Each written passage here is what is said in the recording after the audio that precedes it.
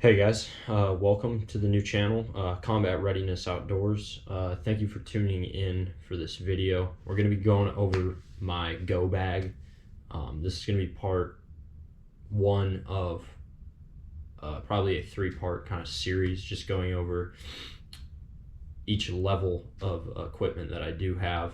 This is kind of going to be more or less a kit bag, and then we're going to do a ruck, which is going to be like extended long-term field, and then my medical bag, and we'll just go over that individually in this series. I'm not exactly sure how I'm going to post them. I have a bunch of video ideas, so I'm going to roll them out in that order, and then these will come throughout. But let's get started with this bag here. I'm going to go through this in kind of going to explain it. I'll go pocket by pocket here. This is just a Patagonia Black Hole. I'm not sure what liter bag this is. I can't remember, but regardless of that, you're going to need some type of bag to build something like this. Whatever you choose something with backpack straps, and it's kind of semi impermeable, so it will repel water, but it's not waterproof. But we'll start with this first pocket here. In this pocket here, I'm going to keep, I got my oil for my weapon system. I got my 20 round starter mag. Obviously it depends, sometimes you need a 20, but I'm not trying to get into contact, so this kit is set up to sustain me in a short-term contact environment, so something I'm going to very low risk. So I'm always going to start with a 20 round magazine. And then for some cold weather equipment, I got my fleece cap and my shiesty, or my balaclava, and then also another more like PPE. I got my knee pads for my Patagonia combat pants. So I got the inner foams and the outers.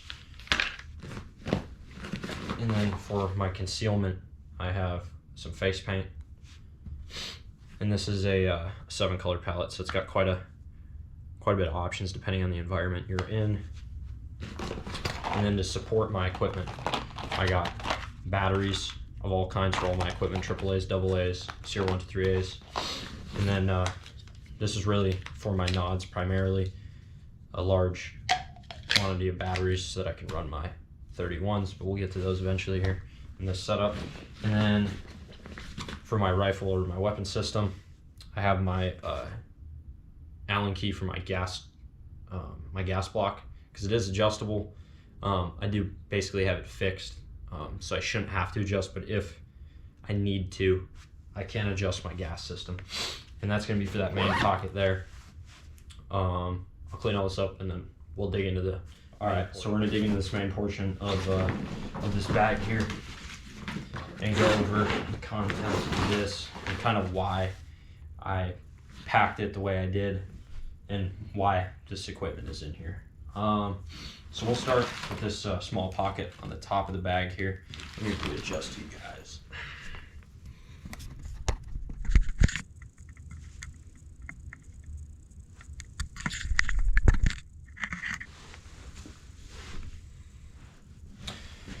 Alright, so now that I fixed you guys, so you can see this a little bit better, I'll bring it in a little closer as well.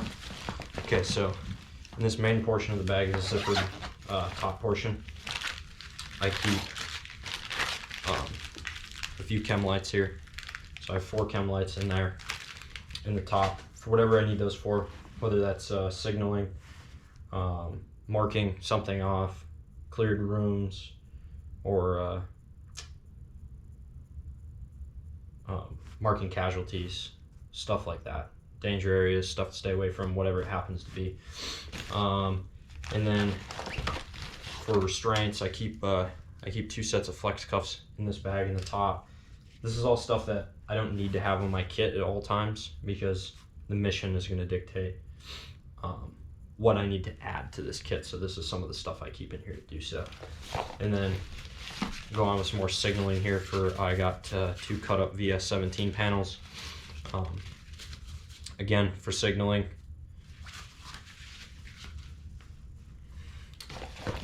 And then there's actually 2 more chemlets in here. And then I keep a laser rangefinder, just a cheap laser rangefinder, nothing crazy. It's a Simon's. It's good enough for what I needed to do. Gauge distances so we can better engage or disengage from the enemy. Extra tape switch for my weapon system for the laser, my PEC.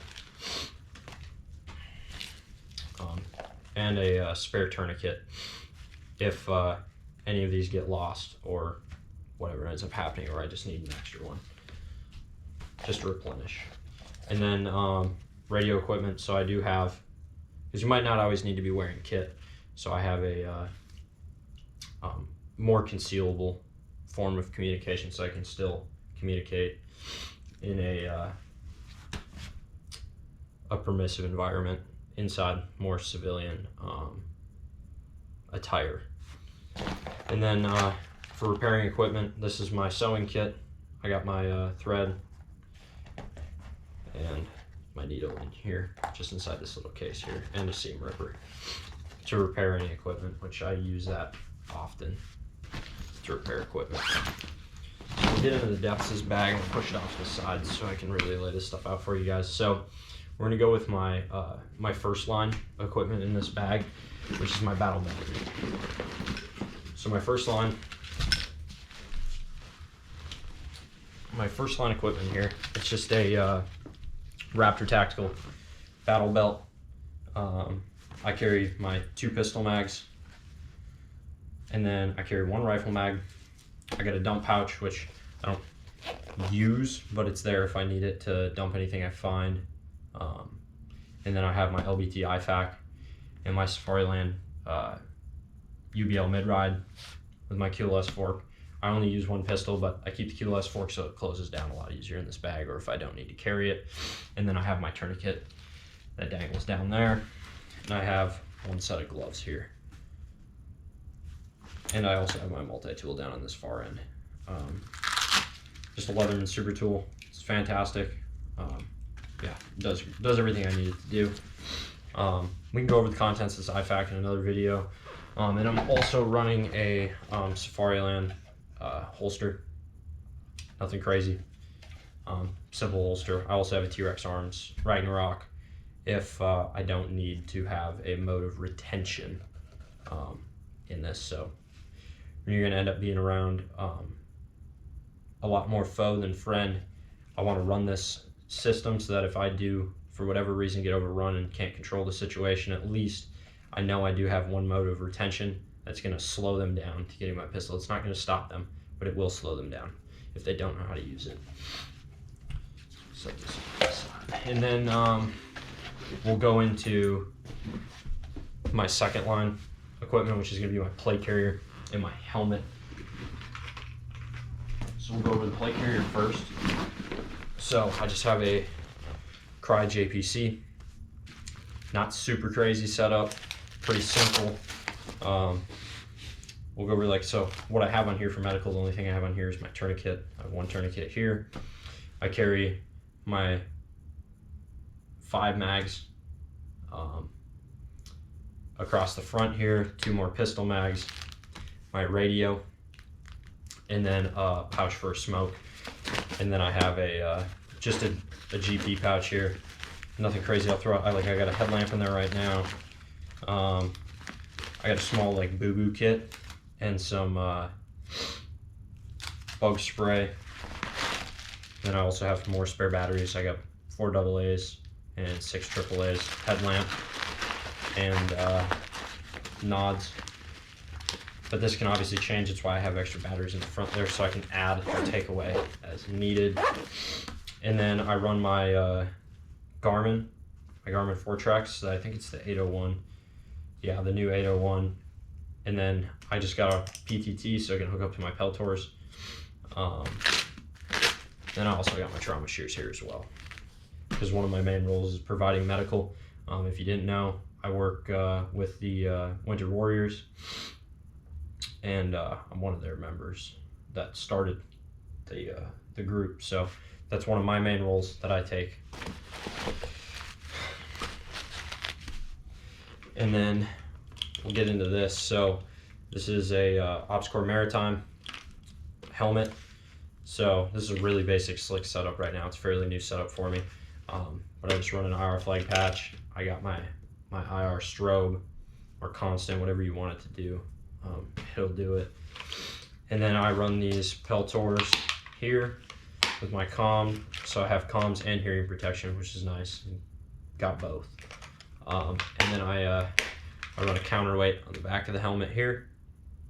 Because I got the my 31s, I think, are the 1431s, so they're a little bit of a heavier housing. They're not like the military issued 31s, so they kind of suck. You definitely need a counterweight for them, and I will be running a battery pack shortly. I just have not gotten one yet, so that's another thing to keep in mind.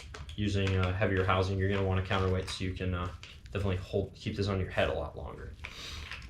And then for uniforms, I just got Patagonia combat pants and a combat shirt. Obviously this is like, the mission is again going to dictate what I wear, but this is in here so I have a good field uniform.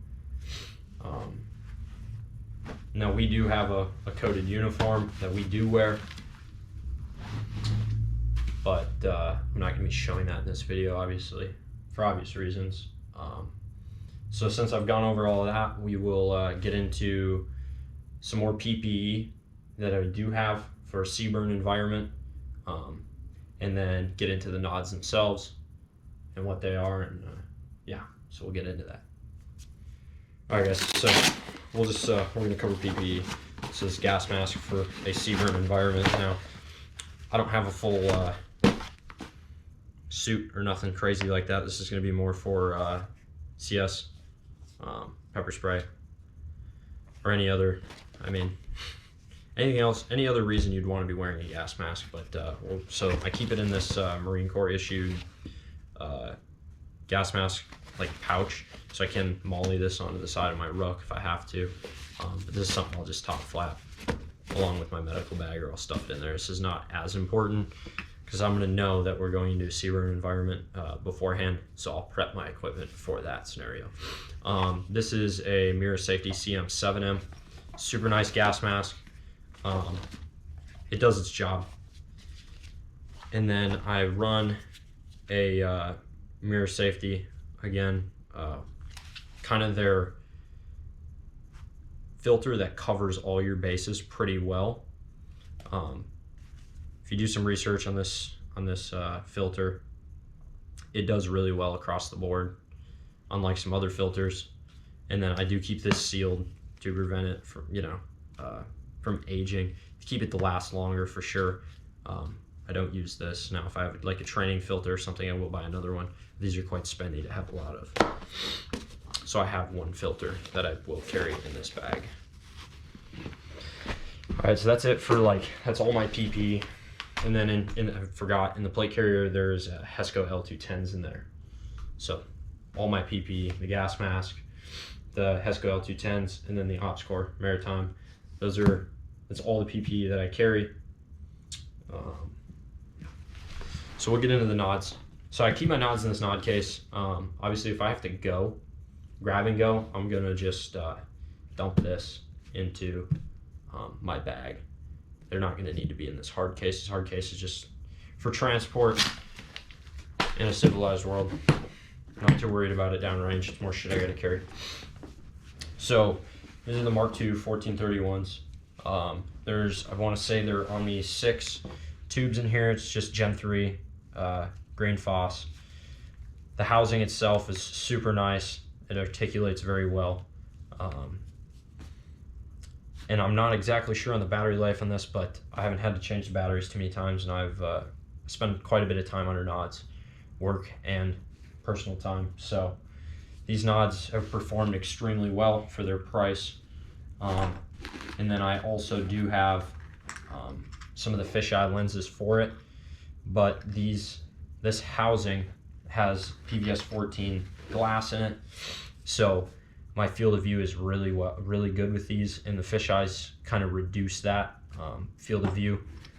So if I need those, I need them. If I don't, I don't. Otherwise, I'm just primarily running them just with the bikini covers on until it's time to go. So that concludes like my first line equipment. This is everything that I'm gonna for sure grab, as well as a ruck and my weapon systems. Yeah, that's all I got for you guys. Please leave comments with any questions. I will cover the IFAC and kind of what I carry in there. And then I'll also cover my CLS or my aid bag, and we'll discuss why those things are in there and how they're in there. That's all I got for you guys in today's video. Please leave a comment, like, subscribe, and I will see you in the